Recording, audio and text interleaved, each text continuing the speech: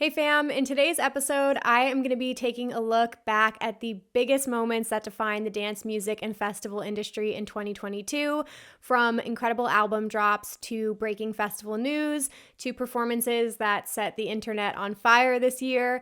I'll be taking you month by month through the most groundbreaking moments, so let's go down memory lane together, guys. Stay right there.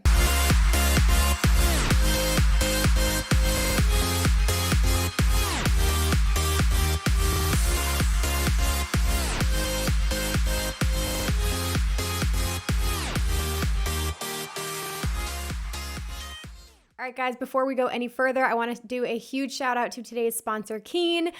So as we are gearing up for the new year, this is the perfect time to start planning and looking at your future and what is in store for you in 2023. So if you have ever thought about talking to a psychic or a tarot reader, which is what I love to do, you can ask somebody about your future or what your next steps are going to be, any sort of planning for next year. So it is the perfect time to try Keen. You can head to my link, trykeen.com/RCC, to get your first 10 minutes of your reading for only $1.99, which adds up to $99 in savings.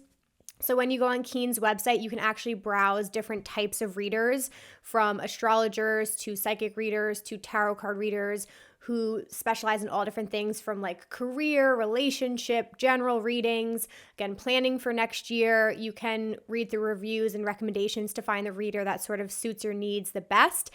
So again, check it out. You're going to get your first 10 minutes of your reading for only $1.99. Trykeen.com/RCC if you guys want to check it out for the new year. Highly recommend it. So everything will be linked down below. All right, fam. So are we ready to go down memory lane together? I wanted to quickly do a shout out to Festy_Vesty, who is one of our amazing Discord members, who actually recommended me doing this type of episode. So I took this idea and ran with it, and I'm really excited about looking back on this year and reflecting on some of the biggest moments that happened in this scene that really defined the year, guys. I mean, we got things like the Shrek Rave and the SpongeBob Rave in 2022. Like, how groundbreaking and forward-thinking for our industry, you guys. No, I'm just kidding. But there were some wild shit that happened on top of some really groundbreaking, notable moments in music, which is really exciting to talk about. So I kind of just went back through this year. I know there was a lot to uncover, but I'm going to take you from January up until now, this month in December, and highlight a couple things that I think were really important. Obviously, I'm not going to mention everything, but I was browsing dance music publications' websites. I looked back on all my old Rave Culture Cast recaps, which is the news segment I do at the end of every episode. So I think I gathered a lot to really recap what happened this year for us. So that is where we are going in today's episode. So with that being said, I want to take us back to how we started this year, which feels like a lifetime ago. I don't know about you guys, but when I was looking at what happened in January, honestly, it was hard to even remember January and February of this year at this point. But where we actually started this year, there were still obviously the effects of COVID happening. A lot of regulations were still in place. Festivals still weren't in a stable place. Some events made their return this year, some did not. This was a big year, and I think we forget that we went through this time period where we didn't have live events for a year and a half, which is crazy. But this was a big year. A lot of huge events came back. Like Tomorrowland didn't happen for 2 years. It finally made its return this year. Movement Detroit, it was a pretty groundbreaking year, but we did still have some rocky roads the first 6 months of 2022 in the festival industry. And like I mentioned, throughout this year, we had some really big album drops, which I'm going to talk about. We had some new labels pop up. We've had some really big festival and club performances, huge things that have happened. So let's start in January 2022. The things that I immediately remembered, I don't know if you guys happen to get these videos in your feed, but Zamna is a festival that takes place in Tulum in January. It's a bucket list festival for me. I will pop up photos and videos here.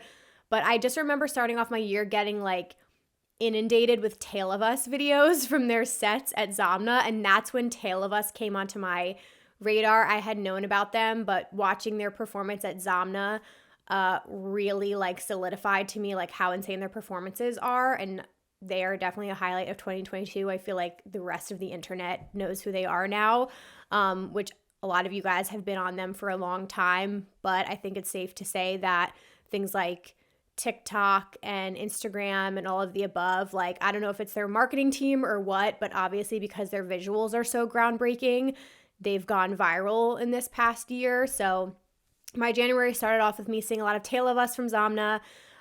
We did see a couple festivals still have issues with COVID. So I don't know if you guys remember this. I can't believe that this was this year. But we had the cancellation of Departure Festival, which was a new festival that was taking place in Playa del Carmen that was being put on by the founders who run the Brooklyn Mirage and Avant Gardner. And it was supposed to be this like beautiful like house and techno festival with this crazy good lineup. I know friends who flew out there and were at the hotel, and this event was literally canceled. I think it was like the second day of the event or the first day. Stages were built, people were there, it was crazy, and it was due to COVID restrictions, like last minute COVID restrictions that popped up. And they weren't the only festival. BPM in Costa Rica was canceled like 2 weeks after that, I believe. So we kind of started off the year with these events still facing cancellations because of COVID in other countries. So that definitely rocked the festival world a little bit. I know people were not happy about that, but I'm very excited for anybody going to BPM because it is making a return in early 2023, which is awesome. Then let's go to February, which February I literally have like nothing written out. I'm sure there was stuff that happened, and it makes me sad as a February baby because I feel like we're the least liked month because it's just cold and it's a short month, and I feel like everyone's at home and not much is going on. But the only thing I wrote down that was kind of notable is festivals. Some of them in the United States started to lift their vaccine mandates. So Coachella and Stagecoach being amongst the first made announcements that their events happening in April were no longer going to have a vaccine requirement, which for a lot of people, you either remember the time where you had to show up with a negative COVID test or you had to show proof of vaccination. So I had that was starting to happen in February. So it was kind of like we were starting to see the other side of like coming out of this thing that, you know, it would be some like return to normalcy in a way. Then March I feel like is where the year like really kicks off, especially for the dance music scene, because Miami Music Week takes place in March, which I did go to this year and I had an absolute blast. I would highly, highly recommend it. It was a bender weekend. I have vlogs up on my YouTube channel if you guys want to watch, but we literally partied from like Wednesday to Sunday, multiple things a day, and I went to Ultra as well. So March definitely came in hot. I feel like a lot of artists also come out with new music or big performances at Ultra because it kind of like kicks off the whole year. So Hardwell made his return in March of this year at Ultra. It was an amazing performance. I absolutely love his new sound and album. So that was a big highlight for this year. KX5 released their track Escape, which is arguably one of the biggest tracks of the year for sure. That came out on March 11th.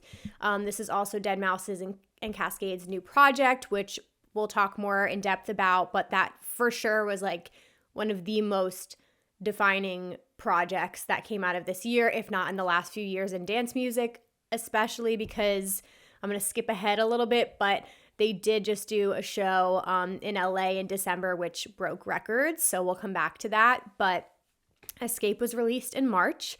And then I put down John Summit announcing his new album because I feel like we can't talk about this year without mentioning John Summit. He obviously has had a pretty incredible last few years, but it just continues to get like bigger for him and he continues to have more attention on him. So he launched his own label called Off the Grid, which throughout the year he went on to do some really amazing performances with his label, and he's had a couple of his own releases, which I'm a big fan of. So those were the main things I wanted to highlight that happened this March. And then moving on to April. So I had to put obviously Coachella. I feel like my entire timeline and everything in April is talking about Coachella and what's happening at that festival. Obviously, it's a multi-genre festival, so my entire feed was Harry Styles and Lizzo and Swedish House Mafia on the weekend and Billie Eilish, so it was all of that going on. There was also a notable cancellation of Ye on the lineup, who was replaced by Swedish House Mafia on the weekend, so that all happened. I do want to get to Coachella at some point. It's a groundbreaking festival in its own. And there are, again, like really incredible performances. And this was one of the first years that like the house and techno on the lineup were so good. And I was just so jealous of everyone who got to see those amazing sets. So that was definitely probably the biggest thing I would say that happened in April. The other thing I put down is we had our first Project Glow Festival, which was introduced this year. As Insomniac is building out their Insomniac East section, we are getting more festivals in the Northeast and in the Southeast, like Florida. So me being from New Jersey, I was thrilled when they announced Project Glow in DC, because that's only like a 3.5 hour drive for me. So jumped on that opportunity right away, went to the first Project Glow. It was actually awesome and it exceeded my expectations.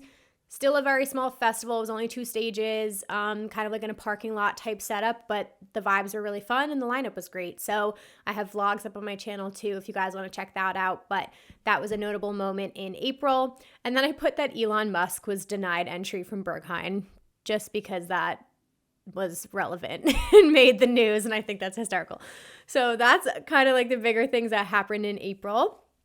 Really quickly, guys, I want to plug something for you because there's only a few days left for you guys to take advantage of these sales. But if you are interested in going to Okeechobee next year, I have a current discount code which only lasts in December. You guys can always use my affiliate link through Insomniac, but for December only, if you use the code OMFDEC20 off, that's OMFDEC20 off, you'll get $20 off your ticket. So that only lasts through December 31st, guys. Jump on your Okeechobee tickets. Who knows? Maybe I'll be there. We'll see. That would be really awesome. So my Okeechobee tickets are linked down below along with the discount code. And again, jump on that before December 31st so you guys can get your discount. Moving on. Let's go to May. I hope you all are with me. I know I'm like bouncing through this pretty quickly, but I kind of wanted to like make this a shorter episode. So in May, of course, the big news is EDC Las Vegas. That's definitely the biggest festival of the year.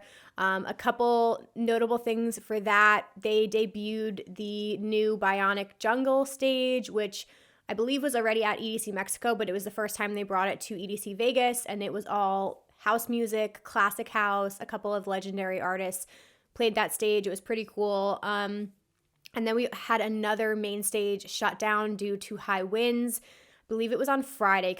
I think it was Friday. It was during Alan Walker's set, and it was closed for, I want to say, like about an hour, and then they reopened it. But there were really high winds on Friday, and it was crazy. But yeah, it was a very notable festival for me. If you guys missed it, I hosted the EDC Las Vegas live stream with Insomniac Radio and Noise House. So that personally was a career highlight, a personal highlight for me this year, like easily top 5, maybe top 3 probably moments. Still an honor for me. Still can't believe it happened. But if you guys want to see any of the interviews I did, they have clips up on Insomniac Radio's channel. So that whole experience for me was incredible, and I vlogged it. I have an episode review about it if you want to go back and hear more about the EDC Vegas trip and hosting gig. But that was a big highlight for me in May. Another huge highlight, especially if you guys are in the New York area, the Brooklyn Mirage got a complete facelift, which was like mind melting. Like, it was friggin' insane. I only went to it once, which I don't even know how that happened, but I went to see Chris Lake there.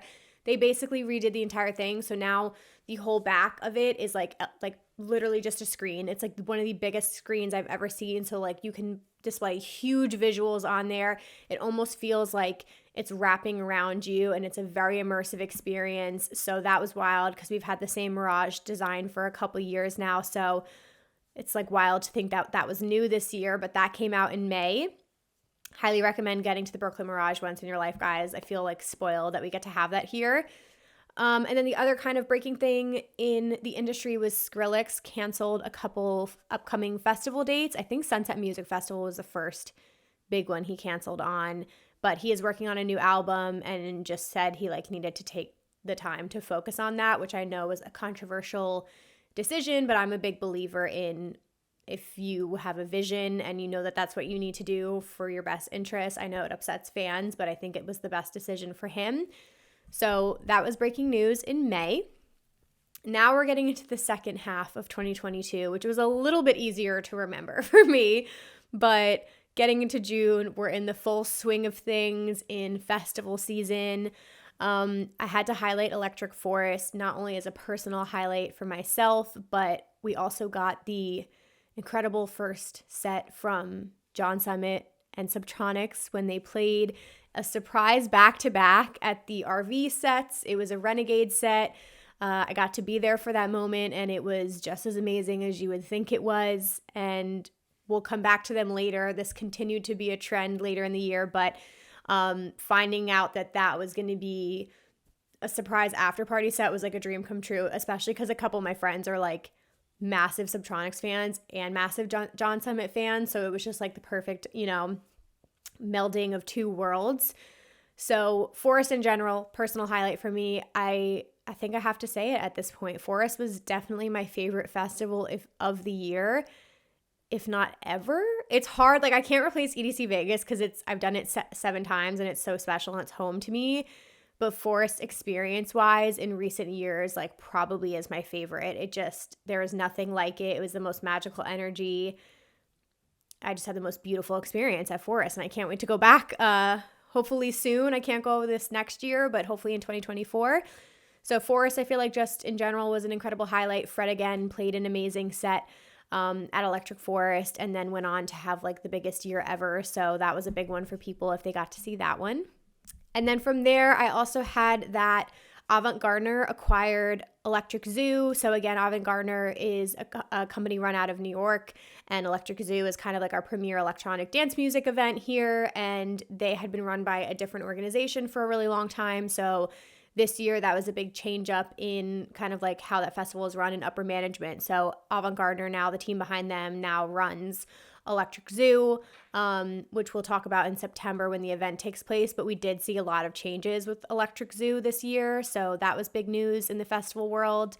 And then I also put on the music side of things, Ray, I think it's Volpe, but Ray Volpe dropped his track Laser Beam, which is arguably one of the biggest tracks of the year. It was an ID in so many people's sets for a long time this year, and then he finally dropped it, and I wish him nothing but success. It's been really fun following him on social media and seeing him just blossom this year and get added to like all these festival lineups, and he just crushed it, and this is probably like the biggest year of his career so far. So very excited about that. Super notable single that I wanted to highlight. And then July. So midsummer, where were we at? July, we had a couple really big things. So one, Tomorrowland returned, which was a big thing globally because it is such a beloved festival for the international crowd. A lot of people from the US go there, but it does take place in Boom, Belgium. And what was special this year is it went on for 3 weekends, which I don't believe has ever happened in the history of Tomorrowland. Usually it's 2 weekends in July.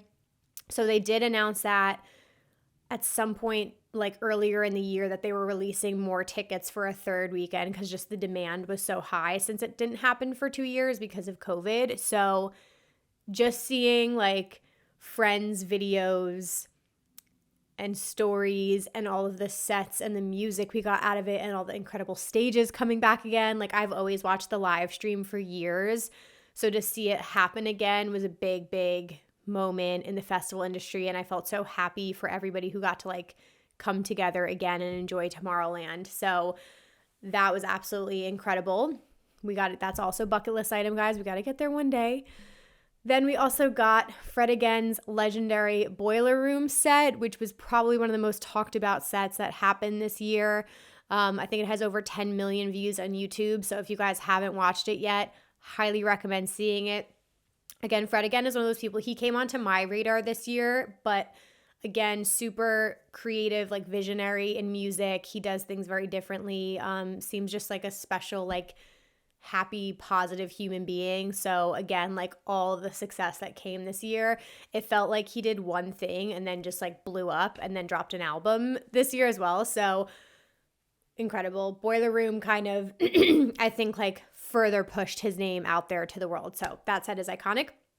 And then on top of that, he played a special pop-up Boiler Room style set in New York City with Swedish House Mafia. This was insane. Like when this was announced that it was happening, a couple of my friends actually got to go and be there in person. But yeah, they were in this like sweaty, dark club, like underground kind of space. And they just did a pop-up back-to-back set together, which is fucking insane. So that was pretty remarkable. That happened this summer.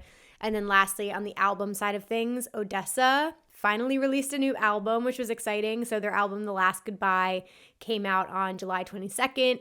And there was a lot of lead up to this, a lot of teasers and things coming out that this music was going to come out from them. So that was really groundbreaking. Definitely one of my favorite albums of the year. So July was for sure a big, big month for music. Alrighty, guys, moving right along. Also, before we go any further, if you guys are completely new and this is like the first episode you're watching of Rave Culture Cast, I didn't say welcome to you guys, but welcome. Thank you for being here. We are at Rave Culture Cast on all social media handles if you want to come follow us. We also are on YouTube, all major streaming platforms, and then we have a Facebook group community, which is amazing, and a Discord channel as well, Discord server, excuse me. So if you want to meet up with other ravers, meet other festival goers, chat on a daily basis, we have all different channels of festivals and episode discussions and all that stuff. So definitely use the links down below to come join our online communities. All right, with all that being said, let's dive into August.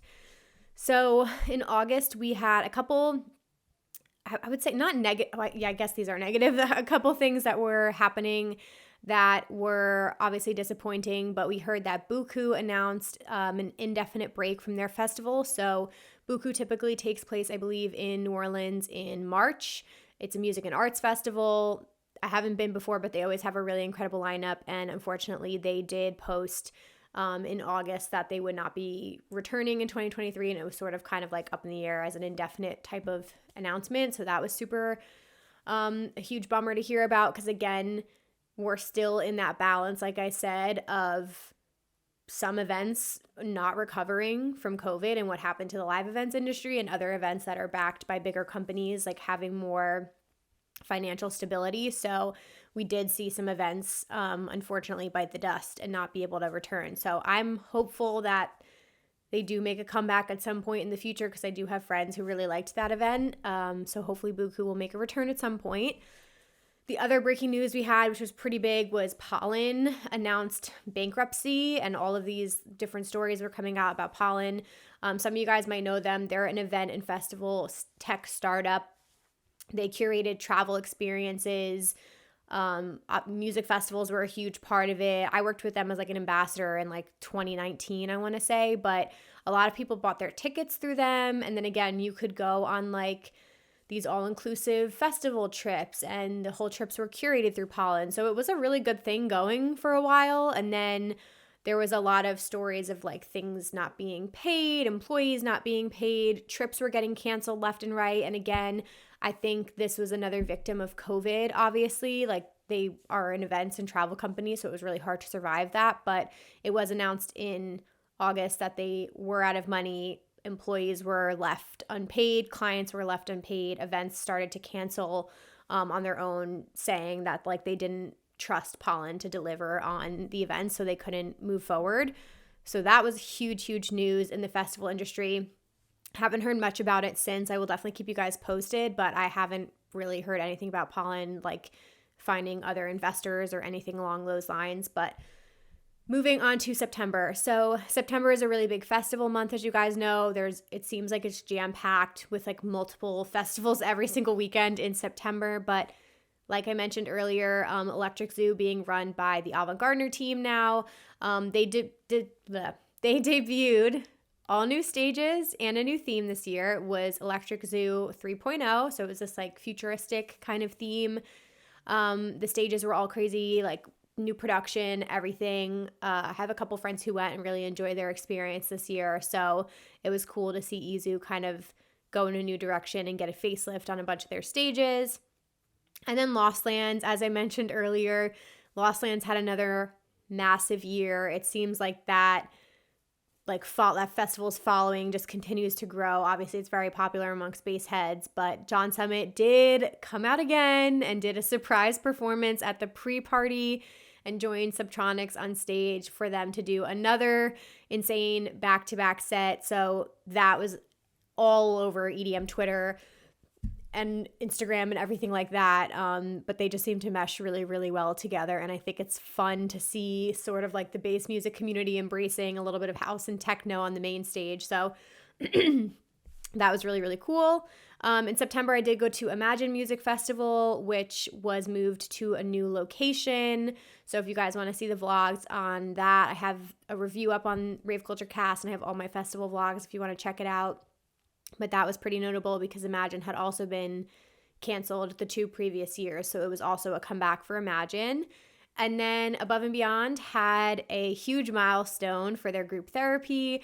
They had their ABGT 500 in LA, which went really, really well. I had a couple friends go out there for that. So that was a huge milestone for Above and Beyond. And it's cool to see them like pick these different locations to celebrate that. But I have some news about Above and Beyond later. So we will come back to them in just a second.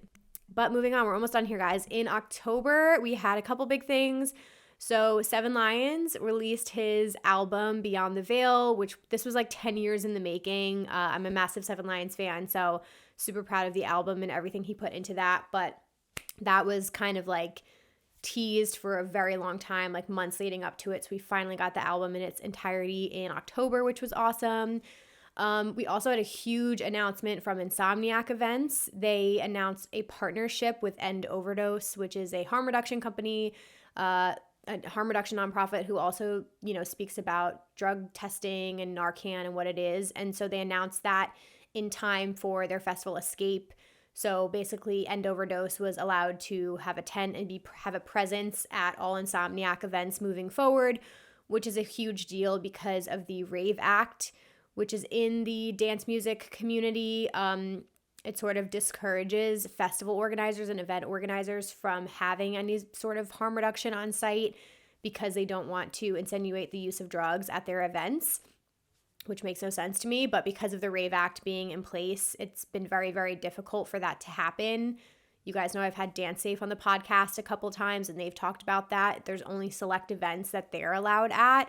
So them announcing a partnership with End Overdose is a really, really big deal, and it's at least a step in the right direction to having harm reduction and drug testing kits and Narcan available on site at events. And then in November, we had a couple big announcements. So Hotel EDC was announced for 2023. This is the first time that this experience has ever happened. So essentially it is a hotel takeover.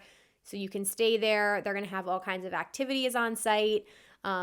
Pop-up appearances. They also have the Zouk nightclub and AU Day Club because it's in Resorts World, right on the Strip in Vegas.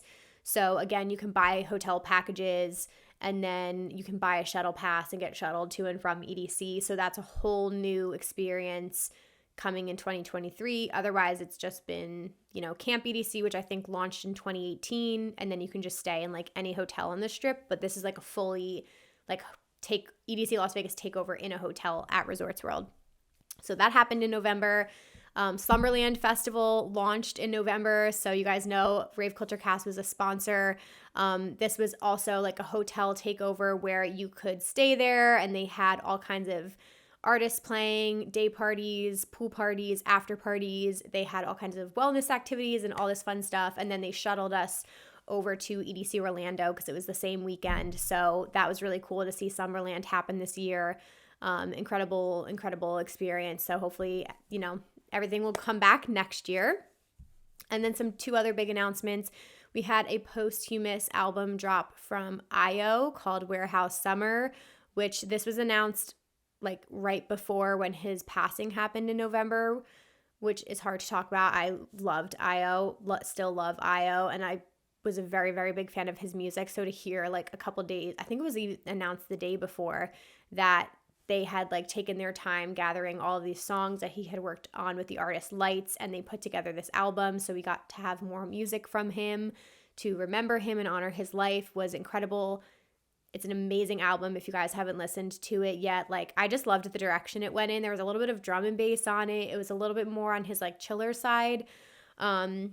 Not his like heavy in your face like driving techno tracks, but I really, really liked the vibe of it. So check out Io's album Warehouse Summer that came out in November.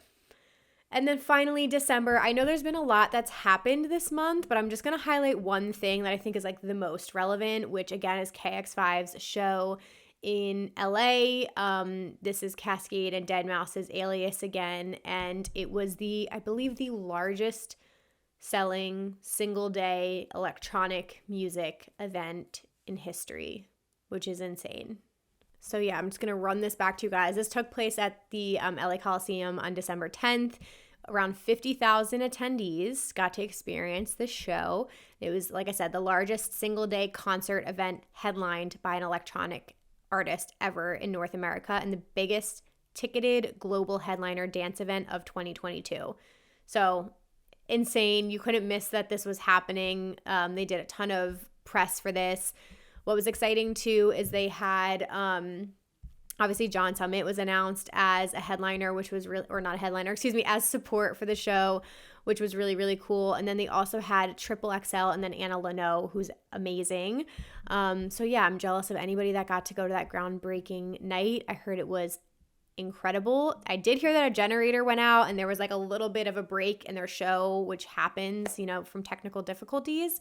But other than that, incredible moment. So we still have a little bit left of the month, but I'm going to end it there, you guys. That is everything from 2022. There's your really fast recap of literally 12 months of things that have happened in this scene. I really hope you enjoyed this episode. I'm going to dive into our Rave Culture Cast recap here in a second, but if you did enjoy this, what I would appreciate more than anything is if you guys would share this to your Instagram stories or send a link to a friend, tell a friend about Rave Culture Cast, whatever you can do to support. I appreciate you guys. So with that being said, I'm going to take a super quick break here and then we will dive into our Rave Culture Cast recap.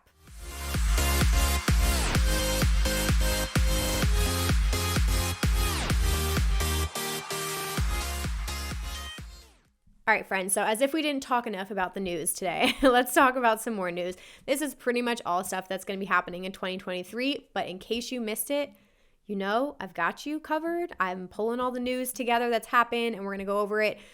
This is a little bit of old news at this point, but I don't think I've talked about it yet. We have the Phase 2 lineup from Ultra. Obviously insane. I feel like the lineup is what drives this festival forward. But again, some really, really incredible back-to-back sets. It like pains me to see everybody on this lineup. Let me go through this. One that was insane. Jaws back-to-back sudden death is going to be fucking wild. So that would just be something you'd have to go see in person. Obviously, you're getting an Eric Prydz Hollow show, so I'm jealous of all of you. Who else was new? Charlotte DeWitt is playing again. Closey, Dom Dalla, back-to-back Vintage Culture. You know I would be there. That's going to be amazing. You've got Ganja White Night. Gigantic Nightmare is a special thing. Grimes is playing. KX5 is playing. Oliver Heldens back-to-back Chami. Like, this is insane. Taylor West is playing again. Nicole Mudaber back-to-back Chris Liebing. Pretty wild. So can't go wrong with Ultra's lineup. Not the best experience in my opinion, but you can't go wrong with the lineup. We have some other lineups too for you guys. So Dance Festopia is a festival that takes place in Kansas City, September 4th through the 10th, 2023. What's interesting about this lineup is they finally picked a direction. So in the past, Dance Festopia, it's obviously an EDM festival, but they have kind of had a mix. It was always heavily bass leaning, but they did have house music as support. This lineup is like completely bass music, all forms of it, subgenres of it, but they clearly picked a direction to go in. This is a camping festival as well. Check out Jess Hale's YouTube channel. She has a bunch of information on it. She's attended this festival a bunch of times, but headliners are Zed's Dead, Excision, Subtronics, and then you've got like Dr. P, Funtcase, Jansen, Kaiwachi, Keizo, Knife Party is on here. Fucking love Knife Party. Sullivan King, along with incredible support. You've got Sudden Death on here. So this is up your alley if you guys are into bass music. We also have a festival lineup from Hangout Festival, which is an event that takes place on the Gulf Shores of Alabama. So it's literally on the beach. Super beautiful location. If you guys have never like seen any photos about it, it's May 19th through the 21st. They went all out with this lineup. They spent a lot of money on this lineup is all I gotta say. Headliners are Red Hot Chili Peppers, SZA, Calvin Harris, Calvin Harris isn't on like any lineups. I was like shocked to see Calvin Harris and Skrillex on there. They're both playing. Paramore, love Paramore. Lil Nas X, Flume, and the Kid Laroi. Really incredible support. John Summit's on here. You've got a lot of like dance music, but it's also all genres. I haven't gone, but this festival has been around for years, and I have heard that I think it skews on the younger side. Like it's 16 plus, I'm pretty sure. So I have heard it's like definitely a younger party kind of crowd. But you do have that going on. We also have a new festival announcement. I don't know if any of you guys saw this or if it kind of like flew under the radar, but there's a new festival announced called Echoland. Don't know much about it other than it's going to be May 11th through the 13th, and it is in the Suwannee Music Park and Campground in Live Oak, Florida, which is the exact same location that Suwannee Halloween is, and I know that's a crowd favorite. So we just know that it's a music and arts festival, it's a camping festival, and it's in May. So I will keep you guys posted on that. The artwork is very like illustrative, like storybook kind of looking artwork. I don't know. It's really cool. So I'll keep you posted on anything I hear about that. We also have Above and Beyond's Group Therapy Weekender, which happens every year at the Gorge. They did announce dates for next year. So July 21st through the 23rd. It is back. I don't know when tickets are going to be on sale, but you can sign up for alerts about it. So I know this is a crowd favorite for a lot of people, especially if you're Above and Beyond fan. So we will make it out to the Gorge. One day it will happen. Last two things for you guys here. Sorry, I just burped. I'm leaving that in. I like can't breathe because I'm talking so fast. Anyway, you guys, Shambhala Festival is slowly teasing their lineup for 2023, and they did just drop that one of the headliners is Grizz. So all my Grizz fans, that's going to be a really exciting one. I do want to do Shambhala very, very much. I don't know if it's going to happen next year, but since I can't go to Forest, it is very, very similar to Forest vibes, but smaller. It's in Canada. It's a camping festival, and it's actually a drive festival. There is no alcohol allowed at Shambhala, but I've heard immaculate vibes about it. So very cool. A little bit more on like the psychedelic kind of side of things. And then lastly, we have a festival coming from Fisher, and it's called Trip Festival. We have the lineup now, and we have the dates and the location, which is everything we were missing. So Fisher is launching his own festival. It is June 2nd through the 4th, and it's going to be in Malta, which is such a beautiful location. Like, can you imagine going to Malta and just being in this like beautiful, like beachy location, listening to all this incredible house music? Like, so freaking jealous. It's all the usual suspects who you would think: Chris Lake, Claptone, Clooney. You've got Loco Dice, Nora En Pure, Paco Esona. Really incredible mix of house music artists from all subgenres. So that's going to be a vibe. And if any of you go to the first one, please report back on how that all goes. And that is it, friends. That is the end of the episode. You are all caught up on the news and everything that is happening right now that is relevant. So again, you guys know the drill. Please rate, review, subscribe. All of the important links will be down below to Keen if you guys want to try out our sponsor, Keen. Your Okeechobee ticket link with your discount code is down below. And I think that's everything, you guys. I've got some exciting announcements and things coming your way in the new year. And then, of course, we have one more episode to go to wrap up this season. And it is our annual Best of Dance Music episode, which is so much fun to work on. So this was more recapping the news, and that is going to be fully recapping music. So that is coming out on January 4th to wrap up this whole season. But thanks for riding with me, guys. I hope you enjoyed this, and I will see you that day with the last episode of the season. Bye, guys.